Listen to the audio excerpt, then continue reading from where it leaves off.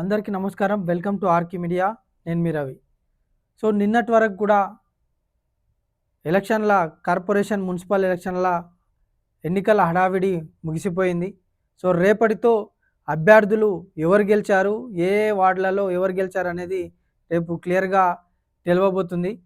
అదేవిధంగా మా RQ media చేసిన సర్వేలో ఇప్పటి వరకైనా ఎగ్జిట్ పోల్స్ ప్రకారం సో ఏ పార్టీకి ఎన్ని స్థానాలు దక్కాయి, సో కొత్తగా ఏర్పడిన మహబూబ్ నగర్ కార్పొరేషన్ని మేయర్ పీఠాన్ని ఏ పార్టీ దక్కించుకోబోతుంది?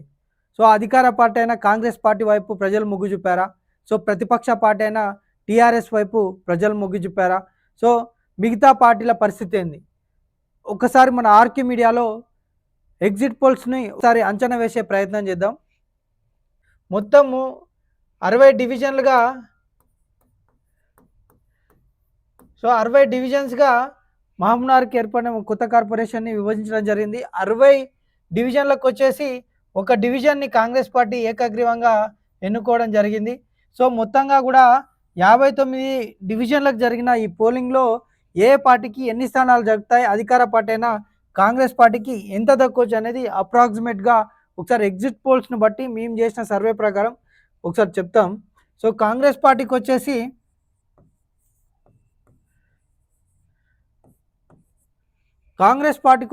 అప్రాక్సిమేట్గా 30 లోపు స్థానాలు దక్కే అవకాశం ఉంది.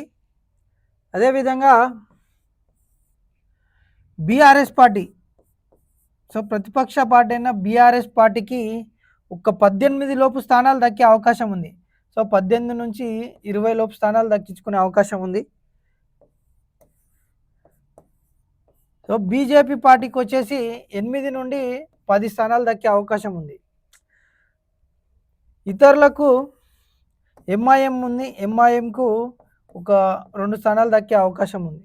సో ఇప్పుడు జరిగిన ఎగ్జిట్ పోల్స్లో కొత్తగా వచ్చిన కార్పొరేషన్లో ఈ విధంగా ఇప్పుడు జరిగిన ఎగ్జిట్ పోల్స్లో ప్రజలను అంచనా వేసి ఈ విధంగా రిజల్ట్ వచ్చే అవకాశం ఉందని మా ఆర్కి మీడియా భావిస్తుంది.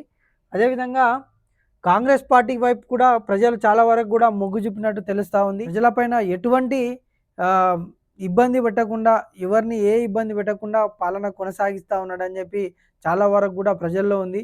సో పనులు, అభివృద్ధి కార్యక్రమాలను పక్కన పెడితే ప్రభుత్వం, ఇక్కడ ఉన్న ఎమ్మెల్యే ఎన్ఎం శ్రీనివాస్ రెడ్డి చాలా పాజిటివ్ ఉంది ఆయన పైన.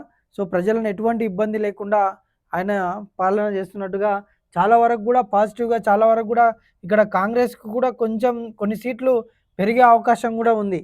సో బీఆర్ఎస్ పార్టీకి తగ్గి కాంగ్రెస్కు కొంచెం పెరిగే అవకాశం కూడా ఉంది. పెరిగితే ఒక 4-5 సీట్లు కూడా ఇక్కడ చేంజ్ అయ్యే అవకాశం ఉంది. అంటే 35 లోపు కూడా వచ్చే అవకాశం ఉంది. వీరికి 5 సీట్లు తగ్గే అవకాశం కూడా ఉంటుంది. ఎందుకంటే చాలా టఫ్ కాంపిటీషన్ ఉంది. ఇంకా చెప్పాలంటే కాంగ్రెస్ పార్టీ ఏవైతే మేయర్ స్థానాల కోసం ముఖ్యంగా ఆనంద్ గౌడ్ గారు కానీ మరియు ఎన్పి వెంకటేష్ గారు కానీ ఇటువంటి స్థానాలపైన చాలా వరకు కూడా టఫ్ కాంపిటీషన్ నడుస్తూ ఉంది. సో ప్రత్యర్థులతోటి, అంటే కాంగ్రెస్ పార్టీకి సంబంధించిన బీఆర్ఎస్ నుంచి కానీ బీజేపీ నుంచి కానీ అక్కడ నిలబడిన అభ్యర్థులకు చాలా టఫ్ కాంపిటీషన్ కనిపిస్తుంది. సో చాలా తక్కువ ఓట్లతో బయటపడే అవకాశం ఉంది. ఒకవేళ బీఆర్ఎస్ పార్టీ గెలిచినా, బీజేపీ పార్టీ గెలిచినా, ఏదైతే కాంగ్రెస్ పార్టీ మేజర్గా మేయర్ పోస్టుకు ఉమెన్ స్థానాన్ని కేటాయించడం జరిగిందో ఆ స్థానానికి ఎఫెక్ట్ పడే అవకాశం ఉంది.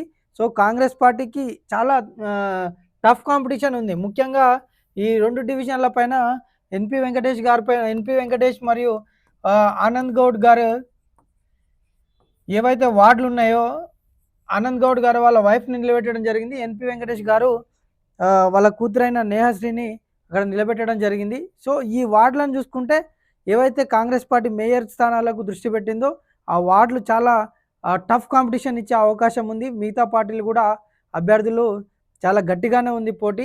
సో చూద్దాం అసలు వాళ్ళు ఏదైతే తక్కువ ఓట్లతోటే బయటపడే అవకాశం ఉంది. ఇక రేపటితో ఇవన్నీ కూడా కార్పొరేషన్లు ఏ పార్టీకి దక్కే అవకాశం ఉన్నది క్లియర్గా కూడా రేపటి రిజల్ట్తో తెలుస్తుంది. అన్నీ కూడా మీ ముందుకు తీసుకొచ్చే ప్రయత్నం చేస్తాం మన ఆర్కే మీడియాలో ఎక్స్క్లూజివ్గా.